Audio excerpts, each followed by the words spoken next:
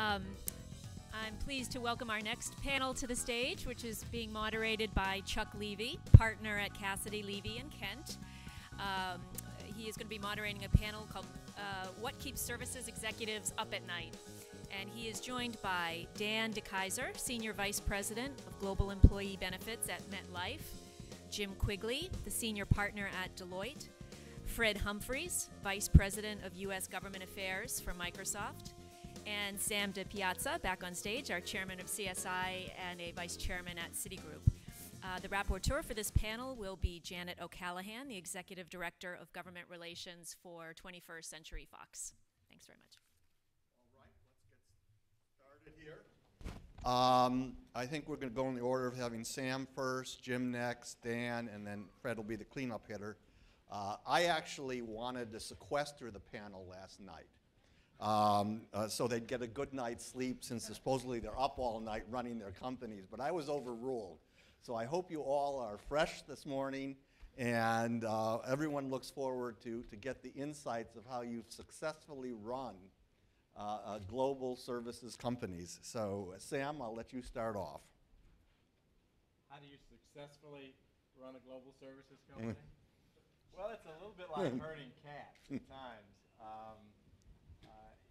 Services is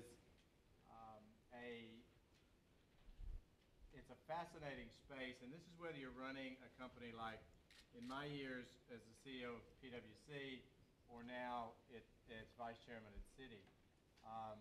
You're focused on where the activity is all over the world. You're generally servicing, working with companies that cross borders, whether they're local jurisdictional borders. Is it? No, it's off. And is the timer working? Well, it helps to turn the mic on. There we go. And I think the timer should be working. The timer will be ruthless. I'm soft-hearted, as people know. So, all right. So, I mean, just in a quick word, whether it was my years at PwC as a CEO or now as Vice Chairman of Citi, when you're working in the services provision, you're focused on clients that typically cross borders, clients that, whether it's local jurisdictional borders or whether it's global borders, you're working providing solutions and skills and productivity and efficiency. So it's really all about eliminating friction, providing a solution for a client. Now, if you happen to be doing services even within your own company, it's the same issue. You have internal clients, internal solutions you're trying to provide. If you're providing technology solutions, which Citi does, PwC did, again, it's recognizing that your client's or customer space is without boundaries, and so your solutions have to be without boundaries. It's an intellectual experience in the sense that you are dealing mostly with talent and people and intellectual skills, which is invigorating, but also that's where the herding of cats come in. You have to bring all these intellectual and talent skills to the table. So, I mean, I have found from a CEO and from Vice Chairman of Citi, when I think about the alternative of working in an industrial, a manufacturing, a capital-intensive space versus services, services is so much more, for me, interesting, dynamic, and frankly impactful, both on your own people and on your customers and clients on the other side. Okay. Jim, what keeps you up at night substantively, operationally? Just a little bit of context first. I yielded the seat as the CEO of Deloitte in June of 2011 and then continued with the firm as a senior partner, but I've now retired and I'm doing some board work and just some other things, including being the co-chair of the Transatlantic Business Dialogue, and so I'm very passionate about the trade agenda. When I reflected on your question, the way this was framed of what is it that keeps a services firm leader or executive up at night, I think of it in sort of two fundamental chapters. The first just is all around the brand and the critical nature of the brand. And are there risks to the brand? Are there actions or events that could occur that would have a very negative, adverse impact on the brand? And what drove that home to me from a context point of view is I was in the CEO seat at Deloitte at the time of the Anderson implosion. And the Anderson implosion was unthinkable to any of us in our professional career. I mean, we just couldn't think that a firm of that scale could actually be taken out. And when you got underneath that and really tried to understand what caused that in such a compressed period of time, an enterprise with such a long, proud history and such a remarkable stable of talent. I mean, they were terrific people. But what caused that to come unwound so quickly? And my view is when the brand became worthless, as the government action actually caused to occur, when the brand became no longer valuable, all of the clients left and all of the people left. And in a services business, then what do you have left? And so if you're leading a services company, then you deeply understand how important protecting that brand is. And so your relationships with regulators become critical. And you come to the table constructively with the regulator with a collaborative, shared responsibility of public trust and confidence. And you feel a partnership with your regulator. I need to work collaboratively and constructively with my regulator because we together will be able to maintain public trust and confidence, and our essential role in the capital markets can then be played. But when a combative relationship with the regulator starts to develop, then it just simply becomes one of those events that becomes consuming for a leader of a professional services organization that has one of its businesses a regulated business. And so the whole brand issue, I think, is critical and something that we spend tons and tons of time on. The second issue that I think becomes consuming then is just the whole notion of regulatory fragmentation and how that plays and how that impacts your business. Because if in fact, and I'm respectful of the regulators and their essential role. In order for them to be effective, a regulator has to have enforcement authority. The only body on earth that can give a regulator enforcement authority is a sovereign government. And therefore, all regulation will, by its nature, come from a national regulator. But if all regulators then decide, as I'm going to now protect those players in my market, I have to now do it my way and respectful of my language and my culture and my approach and the way that we want to do it, then you have a global enterprise like Deloitte or like PwC trying to serve their clients that have a global footprint, and then you're working through a highly fragmented regulatory environment, and it's very difficult to, and costly. It just puts lots of friction in the equation that you're using to try to deliver value to your clients and to serve them effectively.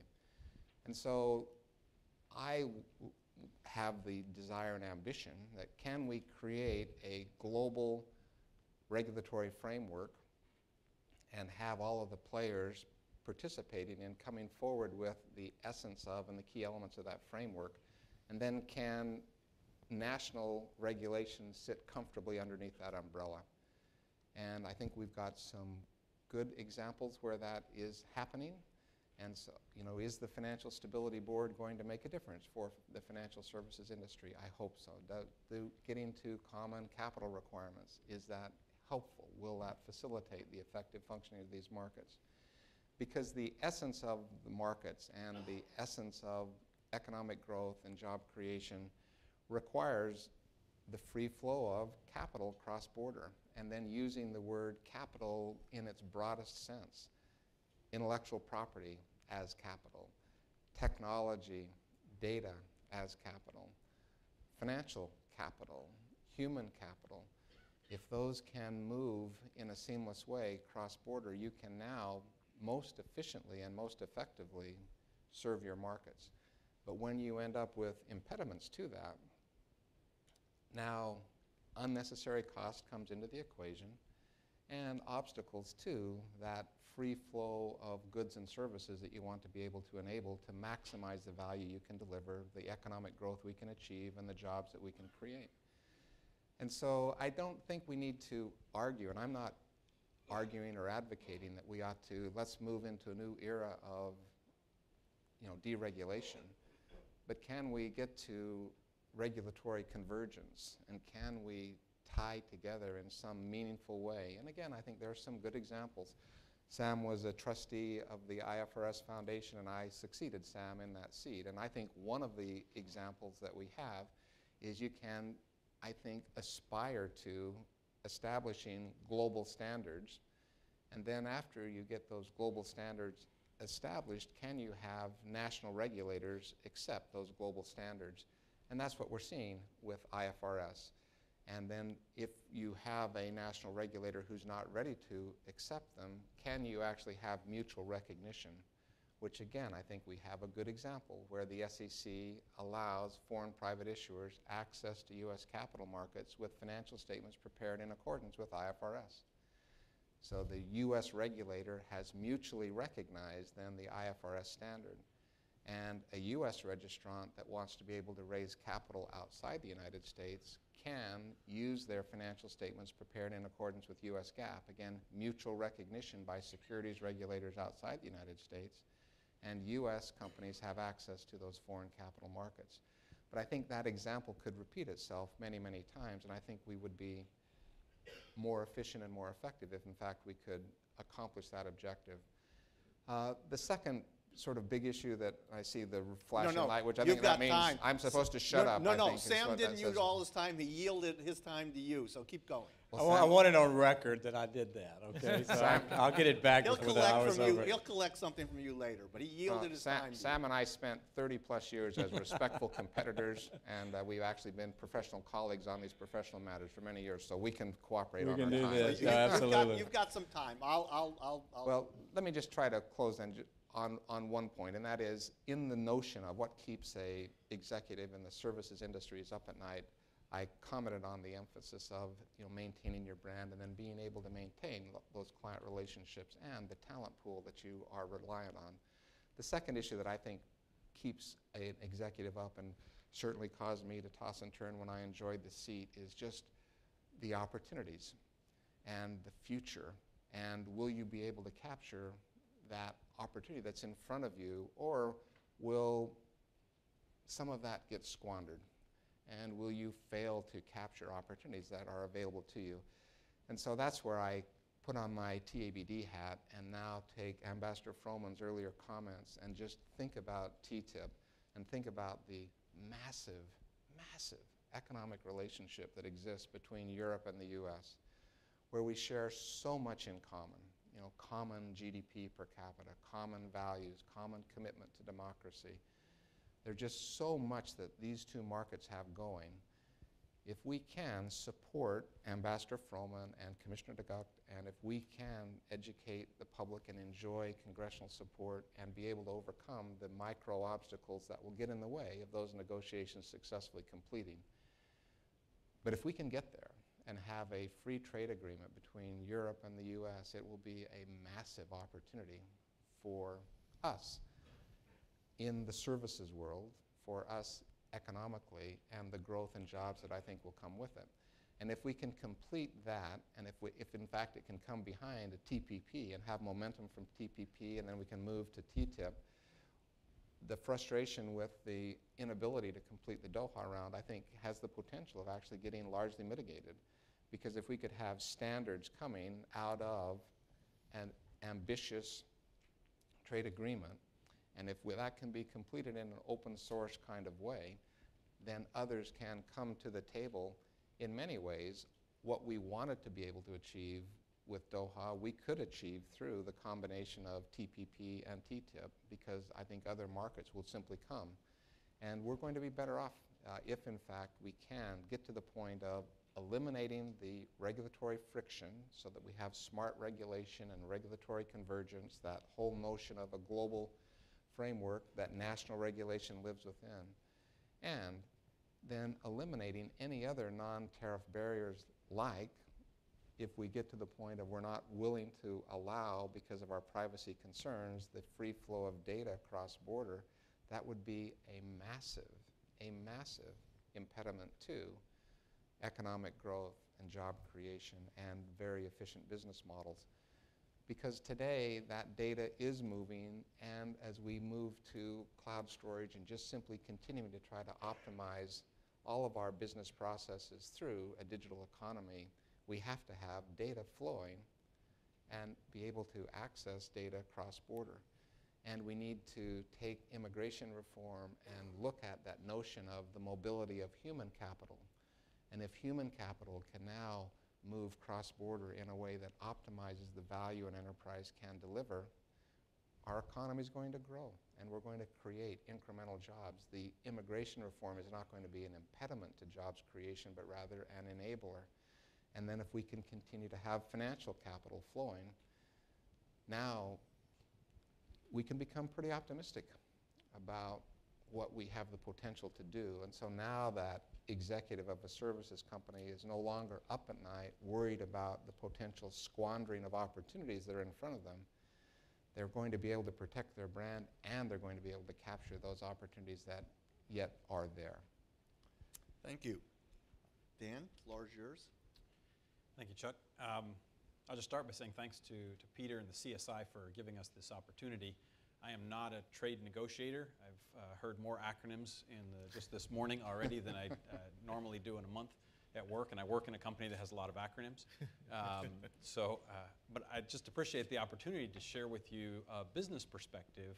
What are the things that I'm looking at, and as I look where I'm going to grow, where am I defending existing business, and what's the future for MetLife? Just thinking about this panel, I'll start with the fact that trade by its nature is two-directional.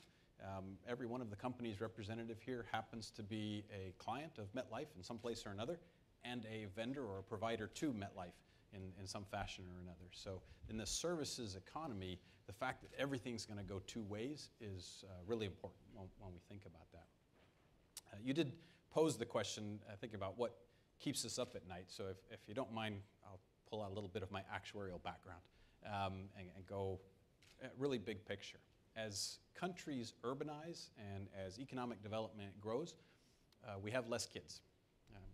If you think about your own families, that's probably true. You go back to your parents or your grandparents, we have less children. And the traditional ways that people retire, the most traditional way was you had a lot of kids and they took care of you.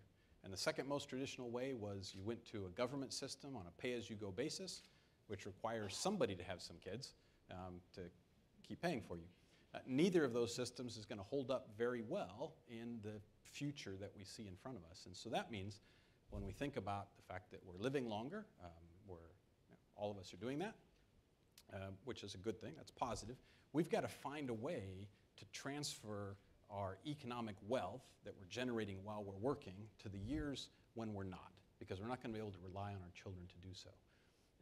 And that creates a lot of obligations on the regulatory environment, on the economic environment. We have to be able to invest appropriately, and we have to be able to invest outside our local economy so that we're obtaining wealth from growing economies and transferring it to an economy which maybe is not growing so quickly because the people there are getting older. And so when I think about that very long-term issue, that brings me back to what do we need to accomplish in a trade agenda today? How do we prepare a world that's going to be like that in the future? And there's some things that come to mind right away.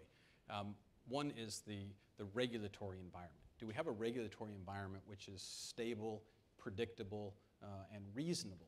It's very tempting in any country. And Jim, you talked about national regulators and the sovereign environment that they're in. But it's very easy for a particular country to say, I see something happening, I need to change regulation to deal with it.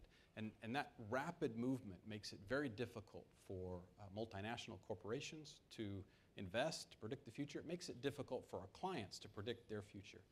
And so we would strongly encourage any of these trade agreements to think about how does regulation take place to implement an agreement or even within the country?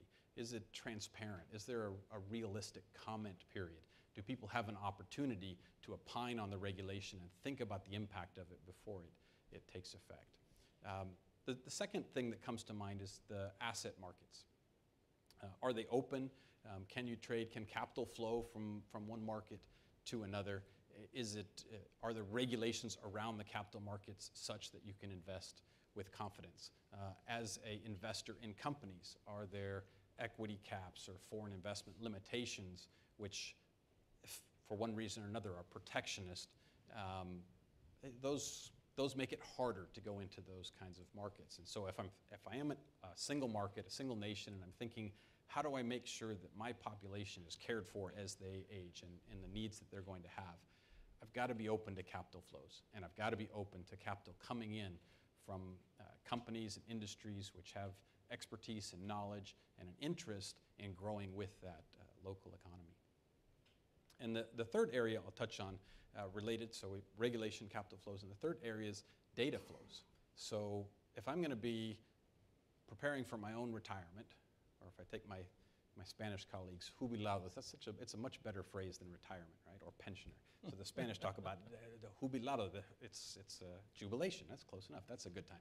So if I'm preparing for that, I'm going to be investing in the future. I'm going to be investing cross-border, and I need to be able to move my data across border as well to care for my planning for the future.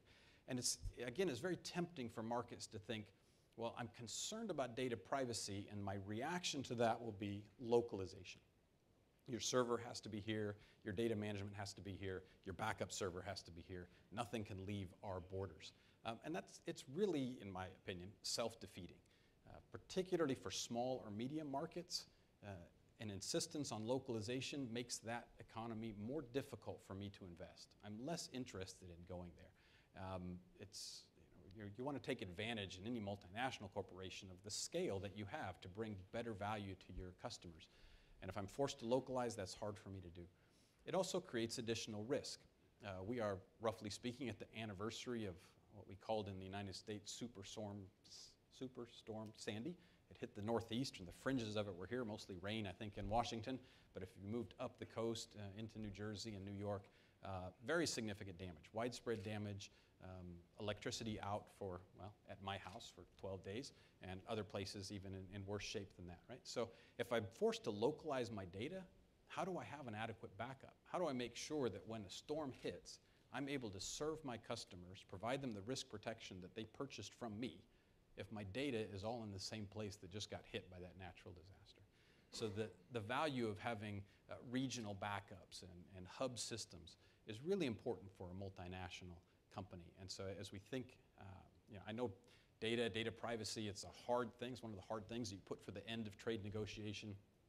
And in the current environment, what we're reading in the newspaper probably makes that negotiation even harder. But it's important to us. It's important to us in deciding where to invest, in being able to serve our customers effectively, and to grow the services that we provide outside the United States. So I've also borrowed someone else's time here. No, you've got, we have good. time. Okay. I have my own watch. All right. We'll just follow your lead then. That's what we'll do. Moderator has some power.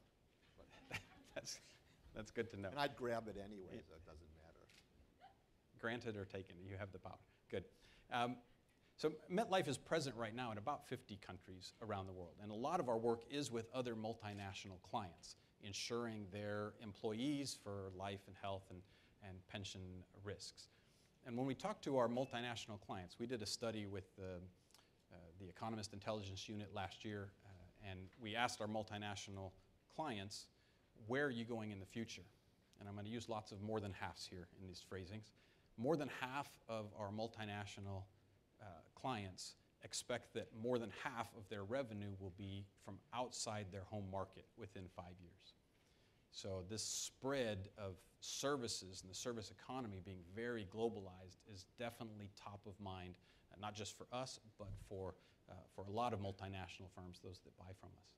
And the second thing that came out from that survey, which I'll mention here, was that almost half, 47% in this case, of those multinational clients expect that more than half of their employees will be outside their home markets. So one of the keys to service expansion and these trade agreements is that it boosts employment in the countries that are participating in it. Because as we grow and we have capital to invest, and we're investing in markets that do have good regulation, transparent regulation, predictable regulation, they have good rules around data protection and data management, they have good rules on capital, we're investing in those countries not so that we can just ship something, but so that we can hire people there, so that we can sell our products there, so that we can service people there in that market. And that's really, for me, what's critical about what we're doing here in these trade negotiations. And it is the area Jim talked about, am I missing the opportunities for the future? That's something that concerns me as well. I see the demographics, I see the economics of the future. What do we need to do to make sure that we can provide the services that our customers need and want effectively around the world? Thank you. Fred, you're our cleanup hitter. Well, thank you, Chuck. It's great to be cleanup because they've covered everything that I was going to say. But nevertheless, from a Microsoft perspective, what keeps us up is, I'd say, 3 buckets. Talent, barriers, rule of law. And to put it in context, to talk a little bit, just regarding Microsoft, we're 100,000 employees in 170 countries. We do $10 billion in research and development. And the key to us as being a services, software, and devices company, and the key to innovation is human capital. It's people. That's what results in us to be able to come up with new technologies and new ideas. And when you look at the talent piece, now for me, I do U.S., but I'm gonna be looking at it from a global perspective. There is a talent battle that's alive and well. You look at the focus on science, technology, and engineering and math in China and India and the Netherlands and Mexico. We're looking at expansion of universities in the STEM fields.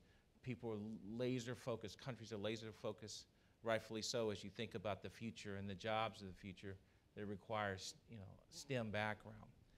And as you think about and just look at the facts, just here in the U.S., presently, 120,000 jobs are open and available and need to be filled, but it will require you to have a computer science degree. You look at the schools, there's 42,000 schools in this country, but there's only 2,500 of those high schools that offer advanced placement computer science.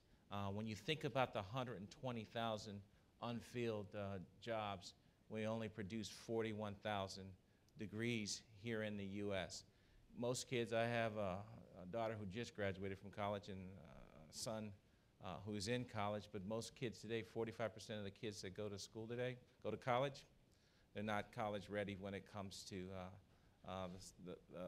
the sciences, and to the math, and then 30% are not ready for the sciences, and only 8% of the kids that are in college, graduate with a STEM degree. So when we think about at Microsoft, what needs to be addressed is thinking about education, and how do we deal with the talent gap. From a global perspective, quite frankly, many countries are making significant progress and doing good things, and are prepared for the future when it comes to technology and innovation. And so one of the things that we focused on last year was a national talent strategy. And as you talked about, Jim, and thinking about immigration aspect, one of the things that we think is just real important is high-skilled immigration reform. And that's very, very important, and something that's quite frankly embraced all over the world. When I think about the barriers, data flows, I really probably can't add much more to it because you all have kind of covered it. But when you think about cloud services, that aspect, and you think about technology and what that means to development, to economic growth.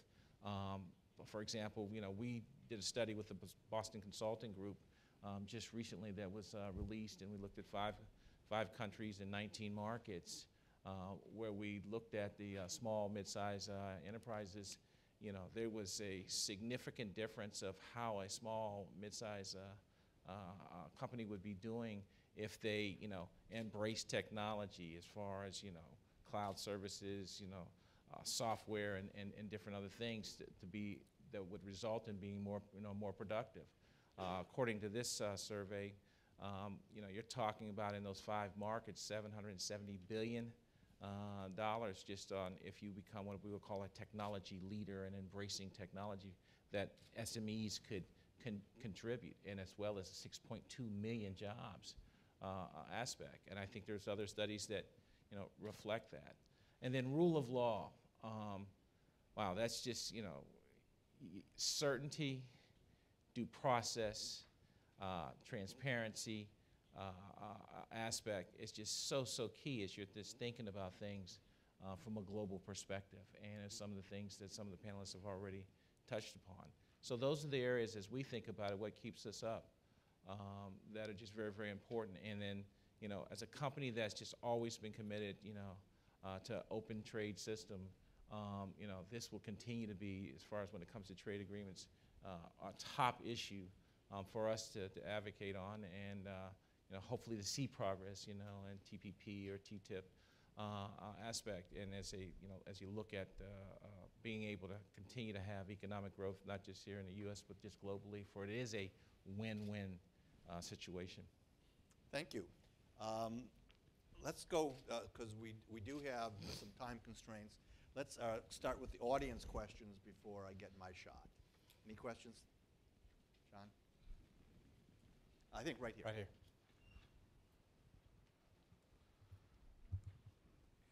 John Cook from the City UK in England. It's not actually so much a question as an observation. I've been absolutely fascinated listening to this panel, because when one thinks back to what was done when the General Agreement on Tariffs and Trade was introduced, for trade in services, it was really an effort to apply a regime for services that would match the regime for goods. But I think what we've just heard from all these panelists are that their priorities have very little to do with the 4 modes of transfer of services around the world, and everything to do with the special features of services as regards getting closer to your customer and having a totally free environment in which to be able to do that. And I think it's just been a very fascinating insight, and I'm grateful to the panel. Anyone else? Yes, back there in the corner. Don't worry, I'll turn my chair around and get this side of the room too. Thank you. I'm Shirley Ann George with the Canadian Services Coalition, and thanks to all of you for a fascinating panel. One of the observations that I've had in talking to participants from various countries is that the whole data flow issue seems to have been captured by the concern that this is a U.S. ask, that this is just, that for whatever reasons the U.S. is not able or is not going to take care of the privacy issues properly. And there's no discussion at all about how data flows equals advantageous elements inside the other countries. And Dan, you spoke very briefly about how this means jobs for you. And I was wondering if you could comment on how we might be able to change the dialogue around in some of these countries that have concerns so that they can better understand that this is in their interest rather than this is something that the U.S. is demanding. Okay, I'll start, and Fred, as a technology company, you may have something to add here. When we work with our customers, particularly our large multinational customers, they're very interested in our ability to aggregate data and then use that data to innovate risk management services for them. How do they make sure that their employees are healthy, are productive, are able to come to work? And we use the data to do that. And if we are forced to hold data in all these separate buckets, we're not going to be as effective at providing that service for our customers as they would like, and they won't get as much value out of it as they could obtain if we can aggregate the data. So this is a very concrete example at the large end of the scale, where the ability to bring data together across border lets us make better decisions, design better products. If I think at almost the entire other extreme of that, the small medium employer or the individual who is purchasing from us, they would like that purchase to be as cost effective as possible, and in small markets particularly, it's hard to be cost effective without using some sort of hub and spoke or regionalization. I don't necessarily need my servers to be in the United States, and I might not even pick that if I'm trying to pick a place that's effective for my Asia businesses or for my European businesses. But I need to be able to pick somewhere and consolidate the information there, and that requires that cross-border data flow. So it's an efficiency argument, which is good for all of our customers, but particularly the smaller customers, and it's an innovation argument, which is good for all our customers, but particularly the largest customers. Just to pick up on were you going to go? Go ahead.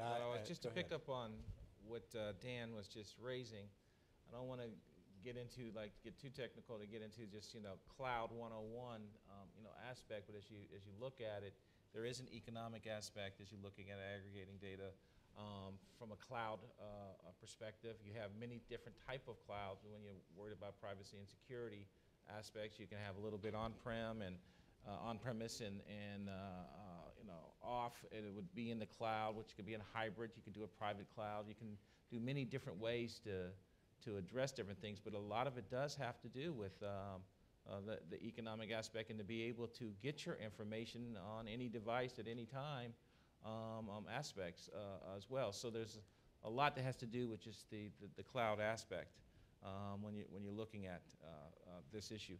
On the privacy piece, I mean, let's just be candid. I mean, as we all know, in the backdrop right now, the climate's really tough right now, which I think are really issues that need to be addressed from the government.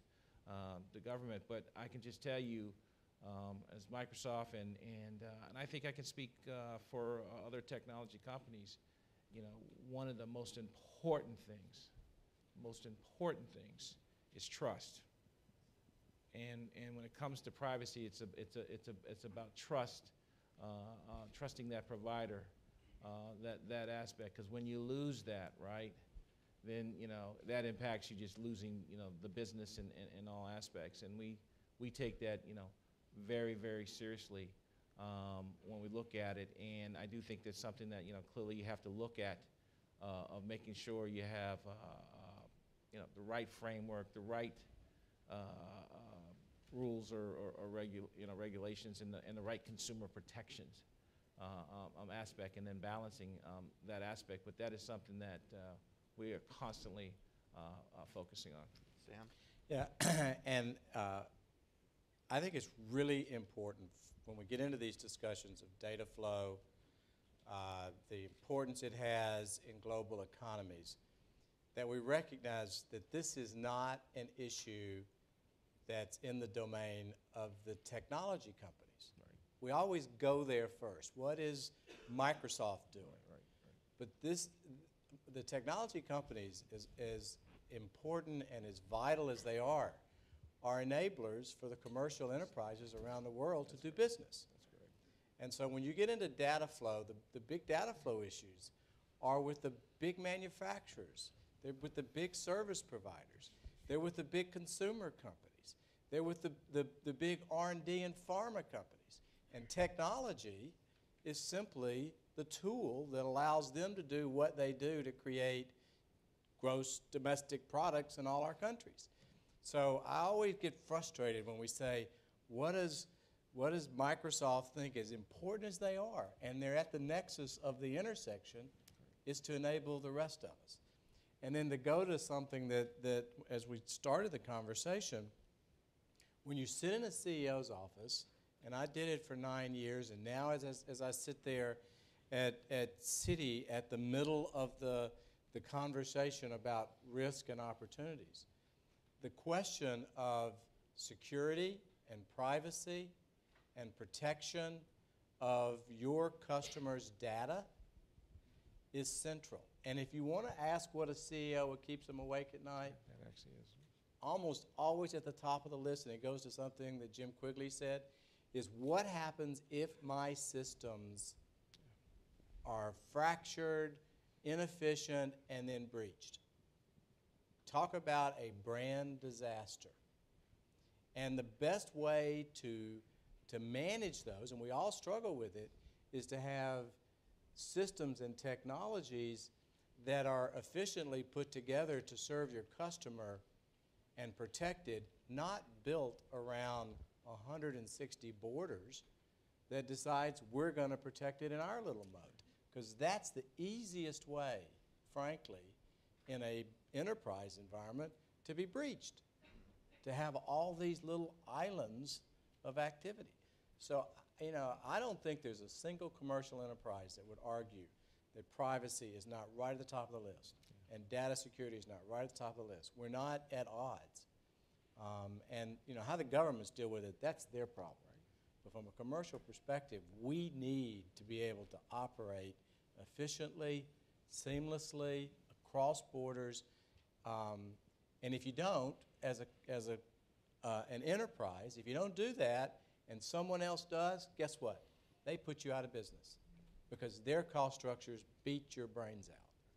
Jim, do you want to add anything? Just wanted to punctuate that point of how important the data flows are and how everyone benefits from it. I would just try to punctuate all of these comments by simply saying I was Deloitte's leader in New York on September 11th, 2001, and we were right across the street from the World Trade Center. And when 3,500 of us walked away from the World Trade Center leaving our laptops, and when that building came down, we lost our voicemail system. And I discovered on September 12th, you can't do business without your technology framework in today's world. And so it took us almost 10 days before we got laptops in everybody's hands, before we got cell phones in everybody's hands, before we got all of our networks reestablished. And it took us a year before we were back in the World Financial Center. But on September 12th, I came to the conclusion that we, Deloitte, could not do business without our technology framework. And so I don't think it's a big leap to say the global business models and supply chains that we all benefit from the cost of services that we enjoy, the growth that we have, the jobs that we create, our ability to drive those global business models would be wiped out if you said you couldn't move data. Any questions over from this side? If not, we have a question right here. It's not a question, it's actually a comment, and I would just double down on, I'm with UPS, and I would just tell you we could not function where we're at the intersection of the movement of data, services, and goods. All our competitors could not function without cross-border data. You can't take a plane up or a package up or data up, stop, serve it in another country, and put it down in another country. So we've passed the point as a global economy where that's doable. So we're going to have to figure out the rules with the government, with the regulators on how to make that happen. So I don't sit in the CEO's office, unless when he's not looking. But we collectively have to figure out how to get that done. We're beyond that point. Any other questions? I have one question. I actually think you've answered this question already, but I'll ask it anyway. What's your biggest international business fear on the horizon?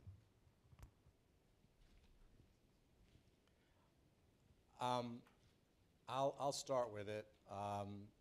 And when you ask a question, it's obviously a big piece of it is where are the black swans? Where are the things? Where are the unknown unknowns? What's going to happen to us in the space?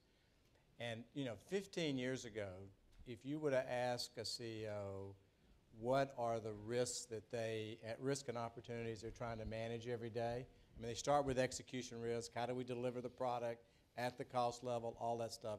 Then they talk about strategic risk. Where are the growths? Today, right at the top, are the geopolitical risks. And when you begin, and frankly, when you talk about this dialogue of trade, that's a geopolitical opportunity and a geopolitical risk. And so when I look out over the next 5 or 10 years and say, what are the things that are unknown unknowns for us is how is this world going to react? And is it going to, are we going to see countries as they operate in their self-interest become more and more and more contained and difficult, or are they going to operate in a way where they see the sum of the parts can be greater if they come together and make a big whole? Geopolitical risk, and you can kind of march around the world. If you look at the last 4 years, one of the biggest geopolitical risks all the CEOs are worried about is what the hell's going to happen in Europe? Well, that's sort of off the table because the Europeans did, with a lot of pain, but they actually got themselves in a position. That's not our macro risk today. Now, a lot of the geopolitical risk is what the hell's going to happen in China and what's going to happen as India tries to mature. These are really tough questions in the C-suite. And frankly, I think we're all betting a certain way as to how that might play over time. The ones that bet right are going to win. The ones that bet wrong are going to have a hard time, and they're very difficult questions. Anyone else from the panel? Well, I want to thank the panel. I think that you've given us a good sense of what you're all thinking about, what's keeping you up at night, and I hope you had a good night's rest tonight. Thank you.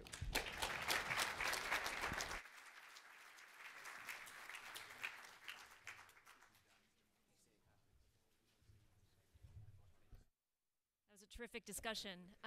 We're now all going to move